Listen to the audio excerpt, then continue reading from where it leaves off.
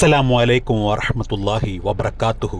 2 ദിവസം മുൻപാണ് പെരുമ്പാവൂർ സ്വദേശിയായ അസ്മ മലപ്പുറം ജില്ലയിലെ ചട്ടിപ്പറമ്പിലുള്ള വാടക വീട്ടിൽ വെച്ച് പ്രസവത്തിനിടയിൽ മരണപ്പെട്ടത്. ഇതിനെ തുടർന്ന് ആലപ്പുഴ ജില്ലക്കാരനായ ഭർത്താവായ സിറാജുദ്ദീൻ ലത്തീഫിക്കെതിരെ ഒരുപാട് ആരോപണങ്ങളാണ് വന്നുകൊണ്ടിരിക്കുന്നത്. മലപ്പുറത്ത് വീട്ടിലെ പ്രസവത്തെ തുടർന്ന് രക്തം വാർന്ന് 35-കാരി മരിച്ചതിൽ നടുങ്ങിയിരിക്കുകയാണ് കേരള സമൂഹം.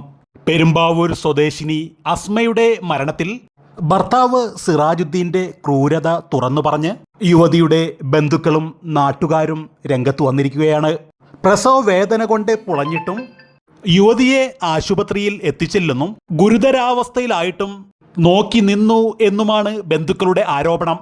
ചോരക്കുഞ്ഞുമായി മൃതദേഹത്തിനൊപ്പം മണിക്കൂറുകൾ യാത്ര ചെയ്തുവെന്നും ബന്ധുക്കൾ പോലീസിന് നൽകിയ പരാതിയിൽ പറയുന്നു.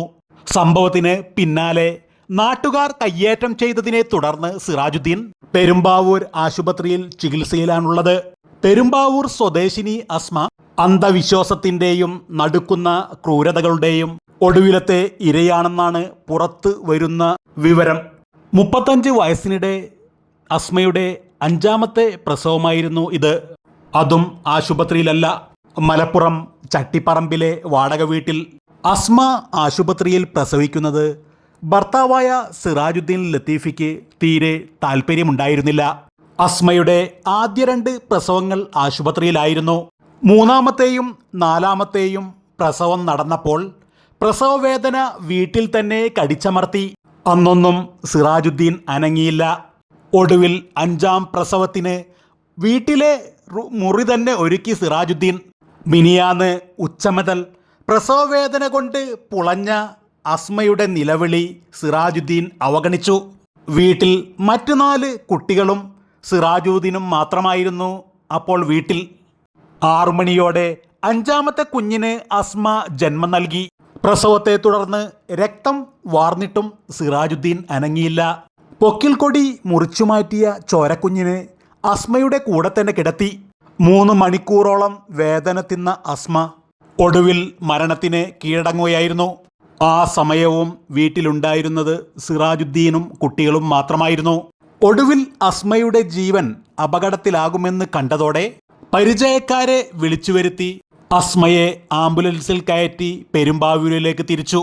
നവജാത ശിശുവിനെയും കയ്യിലെടുത്ത് മണിക്കൂറുകൾ നീണ്ട യാത്രക്കൊടുവിൽ പെരുമ്പാവൂരിലെത്തിയത് അർദ്ധരാത്രിയാണ്. അപ്പോഴാണ് അസ്മയുടെ മരണവിവരം പെരുമ്പാവൂരിലെ ബന്ധുക്കൾ അറിയുന്നത്. ജനിച്ച പാടെയുള്ള യാത്രയെ തുടർന്ന് ഗുരുതരാവസ്ഥയിലായ ചോരക്കുഞ്ഞിനെ ഒടുവിൽ ആശുപത്രിയിലെ അത്യാഹിത വിഭാഗത്തിൽ പ്രവേശിപ്പിച്ചു. ക്രൂരത പുറത്തു വന്നതോടെ സിറാജുദ്ദീനെ പെരുമ്പാവൂരിലെ അസ്മയുടെ ബന്ധുക്കൾ കയ്യേറ്റം ചെയ്തെന്ന് പോലീസ് പറഞ്ഞു.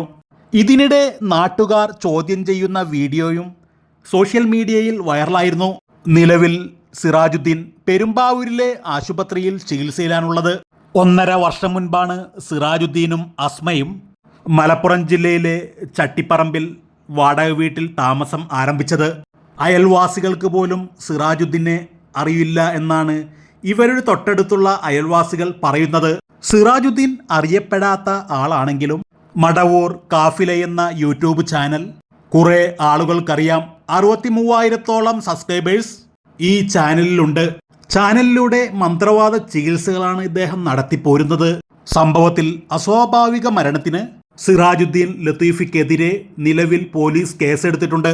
ഇൻക്വസ്റ്റ് നടപടികൾക്ക് ശേഷം അസ്മയുടെ മൃതദേഹം പെരുമ്പാവൂർ താലൂക്ക് ആശുപത്രി മോർച്ചറിയിലേക്ക് മാറ്റി. ഇന്ന് പോസ്റ്റ്മോർട്ടത്തിന് ശേഷം റിപ്പോർട്ട് കിട്ടുന്ന മുറയ്ക്ക് സിറാജുദ്ദീനെതിരെ കേസെടുക്കുന്നതടക്കം തുടർ നടപടികളിലേക്ക് കിടക്കാനാണ് പോലീസിന്റെ തീരുമാനം.